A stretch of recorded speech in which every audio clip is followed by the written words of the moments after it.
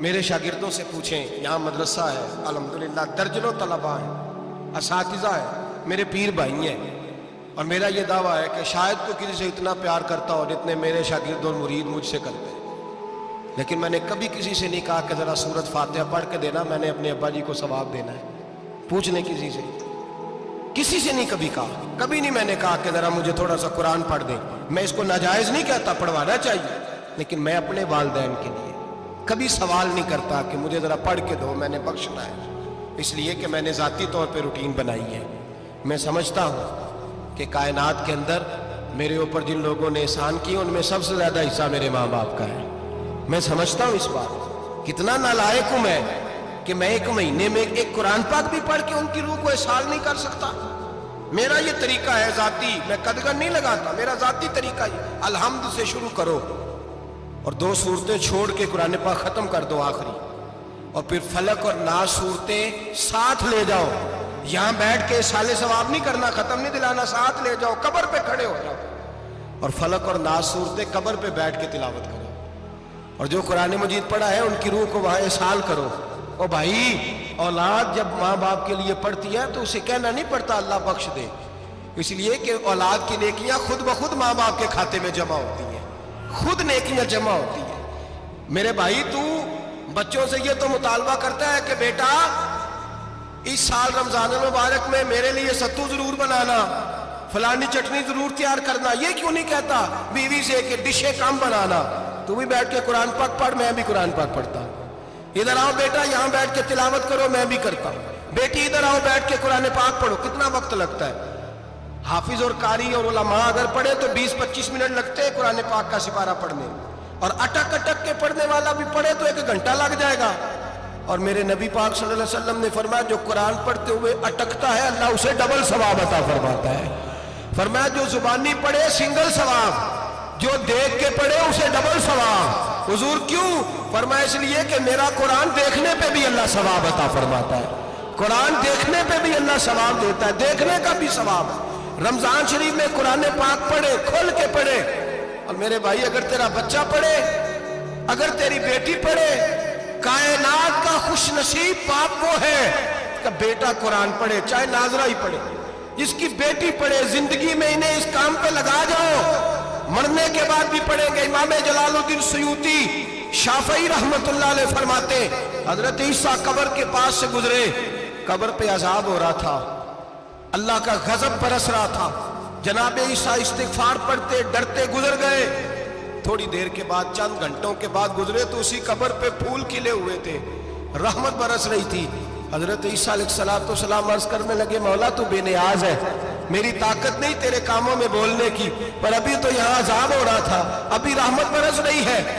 جناب عیسیٰ کہتے ہیں آواز خدا بندی آئی، عیسیٰ بندہ بڑا گناہگار تھا، پاپی تھا، مجرم تھا، خطا کار تھا، لیکن جب اس کا انتقال ہوا اس کی بیوی حاملہ تھی، اس کے پیٹ میں بچہ تھا، بچہ اس کے انتقال کے بعد پیدا ہوا، آج وہ 4-4.5 سال کا ہوا ہے، مکتب میں گیا ہے، مدرسہ میں گیا ہے، استاد نے بسم اللہ شریف پڑھائی ہے، فرمایا اس نے توتلی زبان سے کہا ہے بسم اللہ الرحمن الرحیم، کہا عیسیٰ مجھے بتلا اس زمین پر وہ معصوم جسے ابھی رحمان اور رحیم کہنا نہیں آتا، وہ توتلی زبان سے مجھے رحمان اور رحیم کہے اور میں اسی زمین پہ اس کے باپ کو عذاب دوں؟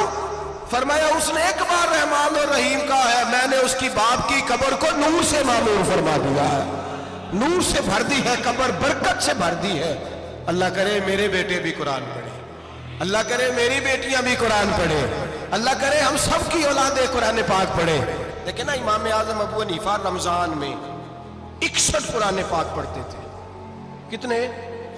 60 تک، اللہ اکبر۔ ایک قرآن پاک دن میں پڑھتے پورا، ایک رات کو پڑھتے، ایک تراویح میں پڑھتے، 61 قرآن پاک امام صاحب پڑھتے۔ آپ فرماتے ہیں میں نے چھوڑ دیے سارے وظیفے، میں صرف رسول اللہ کا قرآن پڑھتا ہوں، رمضان سارا قرآن پاک، سارا رمضان۔ اب تو عادت ہی نہیں رہی ہمیں قرآن پاک، اگر لوگ ناراض نہ ہو تو محفل نعت ہوتی ہے تو تلاوتیں کتنی ہوتی ہیں، اور نعتیں ہم نے ذوق ہی نہیں بنایا، ذوق ہی نہیں بنایا ہم نے تلاوت قرآن کا۔ اس لیے کہ قراء علماء فقراء ان کو ہم تیار ہی نہیں کر رہے، ہم تو ایکٹر پال رہے ہیں جو پیسے لیتے ہیں نعت خوانی کے، معاذ اللہ۔ او میرے بھائی، کیا قرآن میرے نبی کی نعت نہیں؟ حضرت عائشہ صدیقہ رضی اللہ تعالیٰ عنہ کے پاس صحابہ گئے، کہنے لگے اماں جی ہمیں نبی پاک کا اخلاق بتلائیں۔ اماں جی کہنے لگی جاؤ جا کے قرآن پاک پڑھو، کالا خلقہ القرآن، سارا قرآن میرے نبی کے اخلاق کا ہی نام ہے، یہ ساری نعت ہے، یہ ساری نعت۔ اس نعت کو سننے لوگ کیوں نہیں آتے؟ اتنا رش میں اپنے نعت میں اتنا تراویح پہ کیوں نہیں ہوتا؟ اور ملت کا جوان یاد رکھے، بوڑھے تراویح پڑھتے ہیں، ضعیف تراویح پڑھتے ہیں، گھٹنوں میں درد ہے تراویح پڑھتے ہیں، بیمار بوڑھے تراویح پڑھتے ہیں، جوان وہاں چوک میں کھڑے۔ کیا جوانی اس لیے ہے چوکوں میں کھڑا ہوا جائے؟ کیا جوانی اس لیے ہے کہ سعودی عرب جانے کے لیے پاسپورٹ بنانا ہو تو 2.5 گھنٹے کھڑا رہے؟ تو شناختی کارڈ کے دفتر تو کھڑا رہے، پروٹیکٹر کے لیے کھڑا رہے، کافروں کے سامنے کاسا لیسی کرنے کے لیے تو کھڑا رہے، تو نوکری پہ جائے تو ساری رات کھڑا رہے، اور تو قرآن کے لیے کھڑا نہیں ہوتا؟ میرے محبوب نے فرمایا من قام ایمانا و احتسابا غفر له ما تقدم من ذنبه، فرمایا جو رمضان المبارک میں اللہ کی رضا کے لیے گناہوں کی معافی کے ارادے سے قیام کرے گا، راتوں کو عبادت کرے گا، اللہ اس کے پچھلے سارے گناہ معاف فرما دے گا۔ نوجوان ارادہ کریں، پروگرام بنائیں کہ انشاءاللہ قرآن پڑھنا بھی ہے، قرآن پڑھوانا بھی ہے، سننا بھی ہے، اور انشاءاللہ بولیے سننا بھی ہے اور پڑھنا بھی ہے اور پڑھانا بھی۔ ہمت کریں، دلیری کریں، آ کے کھڑے تو ہو، اللہ توفیق عطا کرے گا۔ پہلی بات یہ کہ روزہ رکھیں، دوسری بات یہ کہ قرآن پاک کی تلاوت کریں، اور روزہ رکھیں تو روزے کے سارے حسن سمیت اسے رکھیں۔ نبی پاک نے فرمایا رمضان غمخواری کا مہینہ ہے، غمخواری کریں۔ ہمارے زمانے میں 2 قسم کی تکلیفیں ہیں، ایک تو غریب آدمی، اس کا حال یہ ہے کہ وہ مانگتے ہی گزارا کرنا چاہتا ہے، اس نے ہاتھ یوں کر لیا ہے تو اب اس کا یوں ہونے کو تیار نہیں۔ ضرورت اگر کسی آدمی کو کسی دروازے پہ لے جاتی ہے تو برا نہیں، لیکن سوال کا اپنے اوپر دروازہ کھول لینا یہ ٹھیک نہیں۔ فاقہ کشی پیدا کریں، حوصلہ پیدا کریں، تھوڑے پہ گزارا کرنا سیکھیں۔ غریبوں کو بھی اجازت نہیں کہ وہ نکل کھڑے ہوں میدان میں مانگنے کے لیے، ٹولیاں نکلتی ہیں رمضان میں، جتھے نکلتے ہیں خیرات کٹھی کرنے، بچیں۔ میرے نبی پاک صلی اللہ علیہ وسلم نے فرمایا جس نے بغیر ضرورت کے سوال کیا، جب قیامت کے دن آئے گا تو اس کے چہرے کے اوپر گوشت نہیں ہوگا، صرف ڈھانچہ ہی ہوگا۔ اتنی بھیانک صورت میں آئے، بغیر اشد ضرورت کے سوال نہ کر، کبھی سوال نہ کر۔ اور امیروں سے گزارش ہے کہ رمضان ہمدردی کا مہینہ ہے، ہمدردی کریں تو سامنے والے کی عزت کا بھی خیال کریں۔